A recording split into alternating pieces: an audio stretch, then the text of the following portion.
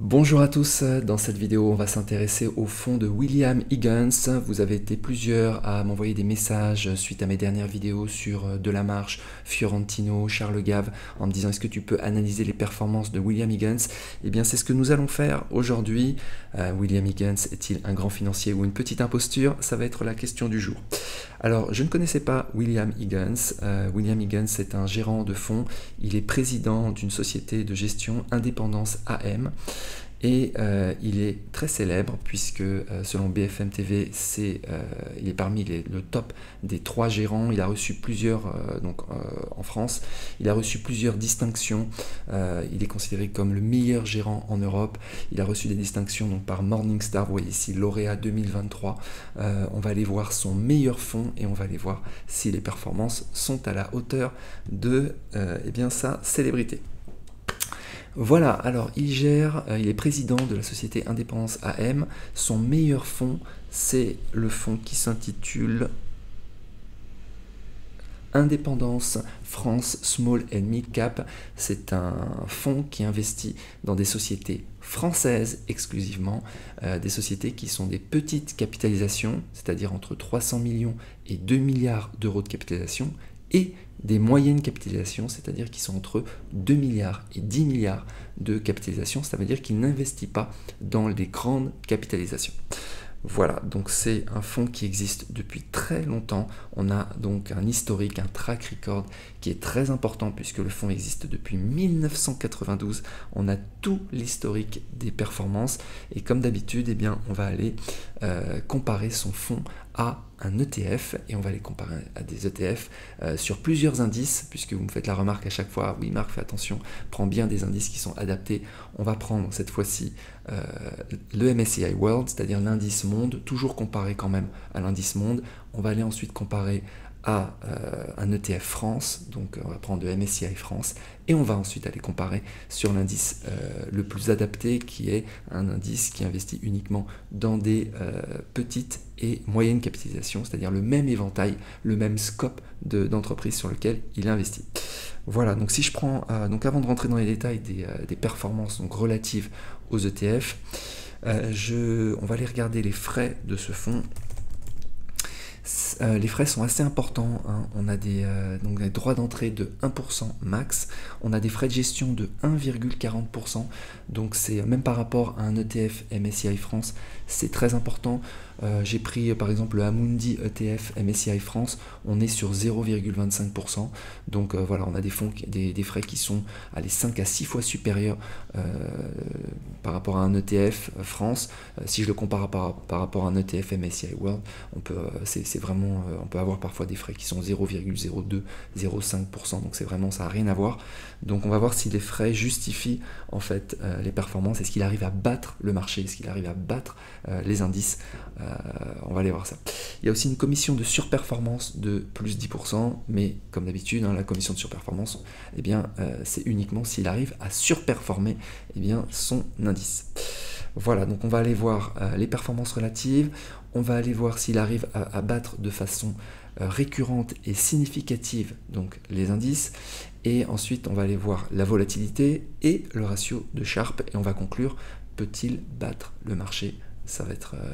c'est la question de cette vidéo. Alors, allez, on va le comparer d'abord à un MSCI World. Alors, il faut savoir une chose, c'est que battre un MSCI World en sélectionnant seulement des entreprises françaises, ce serait un miracle s'il arrivait à le faire. Pourquoi? Parce que le MSCI World, donc l'indice monde qui contient toutes les plus grosses capitalisations du monde, contient des entreprises américaines, c'est-à-dire Google, Microsoft, Amazon, Apple, etc. Okay, donc, et ces entreprises, elles explosent. Okay, donc arriver à battre un MSCI World, il faut s'accrocher. Alors, est-ce qu'il arrive à le battre? Alors ici, vous avez les performances relatives, c'est-à-dire que je regarde en fait chaque année, je regarde la performance de son fonds, c'est la première colonne. Ensuite, je vais regarder la performance d'un ETF MSCI World. J'ai pris ici le eShares Cores MSCI World. Si j'ai pas les valeurs, je vais compléter avec les performances de l'indice, si j'ai pas les valeurs de l'ETF.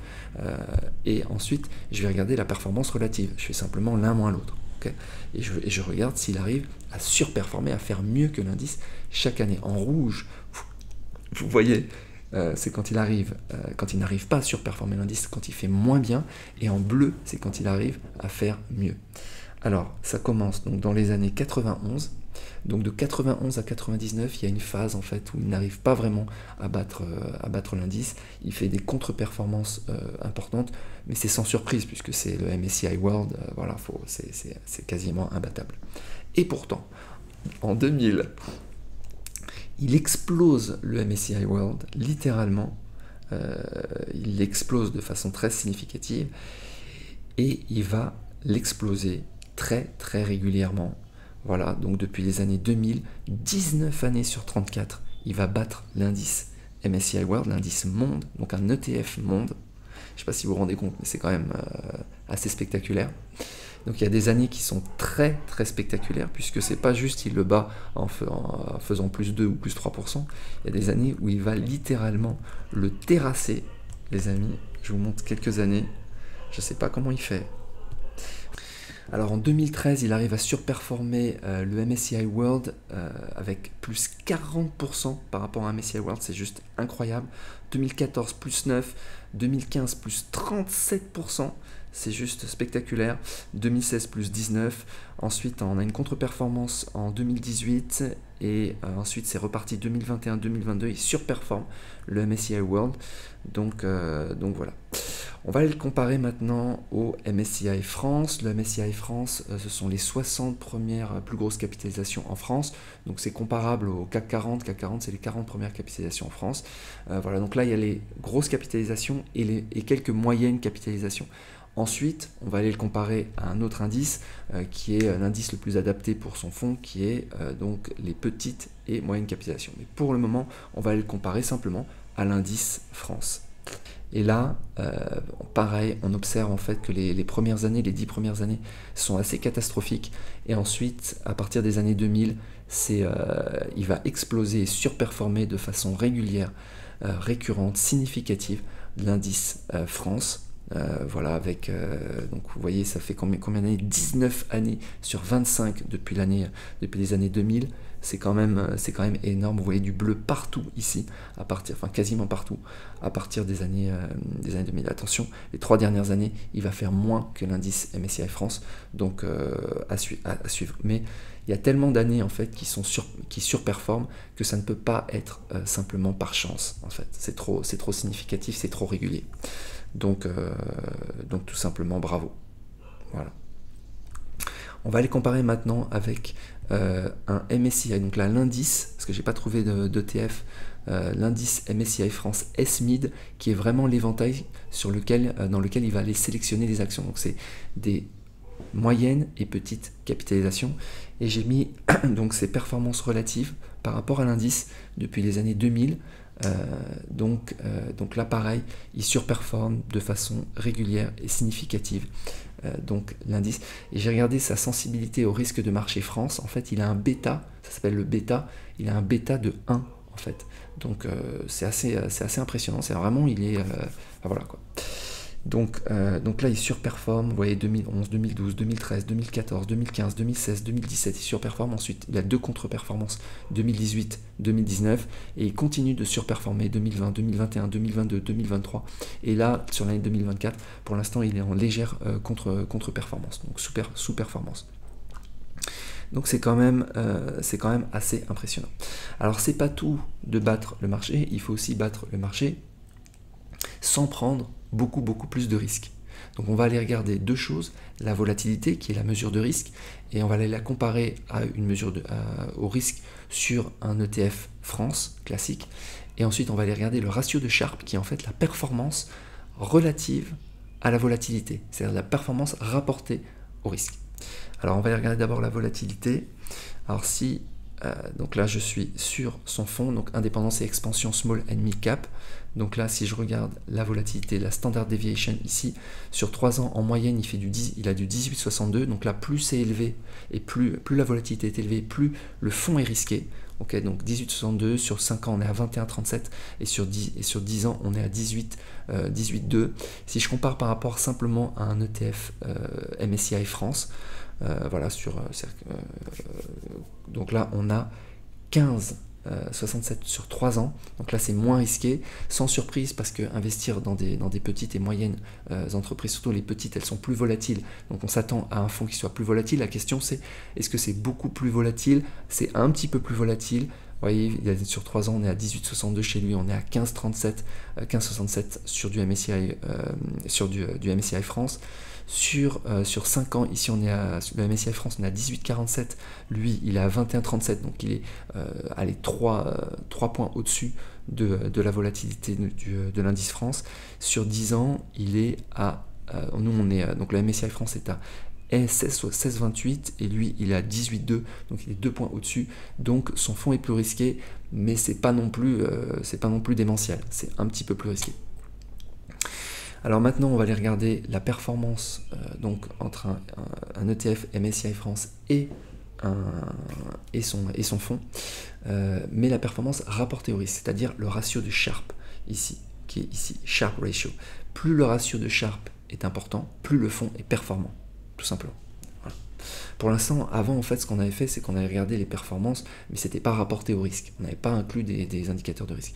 Le ratio de Sharpe, il inclut un indicateur de risque qui est la volatilité. Donc, on regarde un petit peu ce que ça donne. Donc, lui, il a un ratio de Sharpe sur 3 ans de 0,22. Un ETF MSCI France, on est à 0,37. Donc là, on est quand même bien meilleur sur un ETF MSCI France. Si je regarde sur 5 ans, il est à 0,49. De ETF MSCI France, on est à 0,46. Ça veut dire que là, il est meilleur en moyenne sur 5 ans. Donc là, non seulement on a vu qu'il arrivait à battre le marché de façon régulière, significative, sans que ce soit rapporté au risque. Maintenant, si on rapporte au risque, sur 5 ans, il arrive encore à surperformer l'indice, l'ETF France. Voilà, sur 3 ans, il n'y arrive pas, en moyenne, c'est des moyennes tout ça. Sur 10 ans, sur l'ETF MSCI France, on est à 0,59, lui il est à 0,54, donc il sous-performe légèrement en fait, par rapport, donc sur 10 ans en moyenne. Voilà les amis, conclusion. Conclusion, alors je dois dire que j'étais assez surpris en fait, de voir qu'il arrivait assez régulièrement à battre un MSCI World, donc rien que ça c'est juste assez impressionnant. Okay. Les 10 premières années sont pas terribles honnêtement. Maintenant quand je regarde par rapport à MSCI France, pareil, on a des performances qui sont régulières et significatives, ils surperforment le marché, il n'y a pas de doute là-dessus, sauf évidemment les 10 premières années qui sont vraiment dans le rouge. Donc voilà, globalement, pour quelqu'un qui aurait investi en DCA sur son fonds, clairement il surperforme le marché. Voilà, et si je le compare par rapport à à l'indice sur les petites et moyennes capitalisations, là pareil, il surperforme. Attention tout de même, c'est que son fonds est légèrement plus volatile, légèrement plus risqué en fait que tous ces indices. Donc quand on regarde le ratio de Sharpe que j'ai pris sur le MSCI France, pas sur le MSCI Small and Mid Cap. Si j'avais pris sur le Small and Mid Cap, mais j'ai pas trouvé de fonds dessus, mais si j'avais pris, fort à parier en fait qu'il va surperformer aussi au niveau du ratio de Sharpe. Donc voilà, donc bravo quand même. Voilà. Premier qui on peut dire qui bat le marché. Voilà. Ça existe. j'ai presque de la peine. Je sais pas si j'aurais dû faire cette vidéo en fait, honnêtement. Elle me plaît pas du tout cette vidéo. Mais il faut reconnaître les choses, voilà, donc il est meilleur. S'il veut venir d'ailleurs s'exprimer et nous expliquer comment il arrive à battre le marché avec sa technique, puisqu'il va aller sélectionner des entreprises avec ses propres critères, ce serait très intéressant, donc il est le bienvenu sur la chaîne. Et voilà les amis, si vous avez un avis différent, vous mettez en commentaire. Je vous souhaite une excellente journée, je vous dis à bientôt. Ciao.